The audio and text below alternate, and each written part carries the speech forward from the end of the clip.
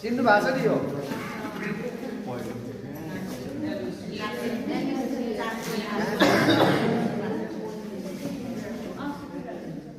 यो चाहिँ के हो त पहेँलो च्यापच्याप्दै टाँसिने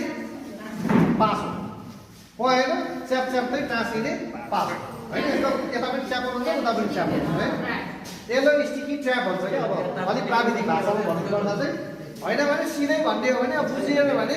पहेँलो छ दुवैतिर चाहिँ च्यापच्याप्ती छ किरा त्यहाँ बस्न बित्तिकै च्याप्प टाँसिन्छ भनेर किसानहरूलाई बुझाउनु पर्यो होइन पहेँलो च्यापच्याप्दै टाँसिने पासो भनेको पहेँलो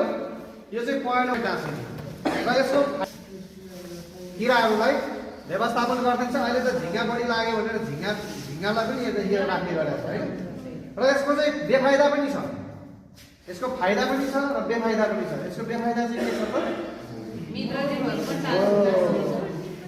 जहाँ बढी मात्रामा लेडी बर्ड बिटल साफ थोप्ले खोपर्ने किराहरू छ त्यो चाहिँ व्यापक रूपमा टाँसिँदो रहेछ हामीले प्रयोग गरेको टमाटर बालीमा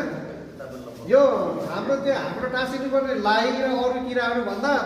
त्यो 10वटा टाँसिया छ भने साफ थोप्ले खोपर्ने 20वटा टाँसियो कि त्यस पछाडि अब भएन भनेर अनि हामीले के गरेको त निकालेर राख्यौँ त्यो बेलामा चाहिँ शत्रु जीवको सङ्ख्या भन्दा मित्र जीवको सङ्ख्या बढी टाँसिन थाल्यो भने हामीले यसलाई चाहिँ के गर्नुपर्ने हुन्छ त